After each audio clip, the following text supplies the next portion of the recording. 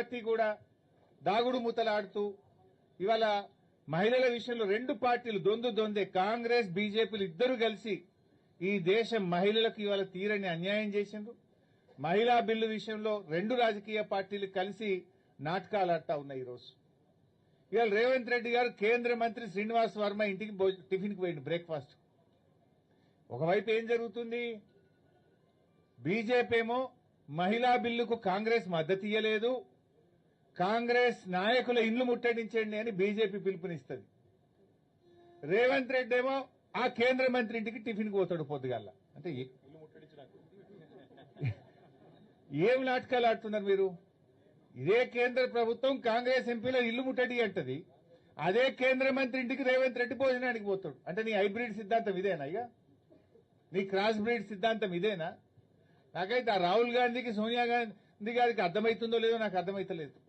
ఈ cross breed సిద్ధాంతంతో ఈ రేవంత్ రెడ్డి చేసే ఈ హైబ్రిడ్ పనులతో కాంగ్రెస్ పార్టీ బతికి బట్టగట్టదా? కాంగ్రెస్ సిద్ధాంతం నిలుస్తుందా? అసలు ఆయన చెప్తున్నది ఏంది? ఇవాళ పొద్దున ఏడిపోయినావు నువ్వు.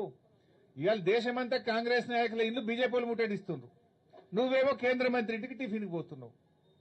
అంటే నీ విధానం ఏంది? నీ పద్ధతి ఏంది? అసలు మీ పోరాటంలో ఉండే డ్రామాలు ఏందో ప్రజలకు అర్థమైతలేవా? నిజంగా కాంగ్రెస్ బీజేపీల పోరాటం నిజమైతే నువ్వు ఎట్లా పోతావు పొద్దుగాల? అంటే మీరంతా కూడబలుకొని ఈ దేశ మహిళల్ని మోసం చేసిండ్రు.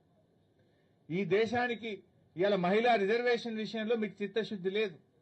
ఆనాడు కేసీఆర్ గారి నాయకత్వంలో తెలంగాణ మొదటి శాసనసభలోనే మహిళలకు చట్టసభల్లో రిజర్వేషన్ కల్పించాలని ఆ రోజు బీఆర్ఎస్ పార్టీ ఏకగ్రీవ తీర్మానం చేసి కేంద్ర ప్రభుత్వానికి పంపింది. బీజేపీ మీద నెపం పెట్టి కాంగ్రెస్ తప్పించుకునే ప్రయత్నం చేసింది, కాంగ్రెస్ మీద నెపం పెట్టి ఇలా బీజేపీ తప్పించుకునే ప్రయత్నం చేస్తుంది. రెండు పార్టీలు కలిసి ఈ దేశం మహిళలకు ఇలా తీరని అన్యాయం చేస్తా ఉన్నారు.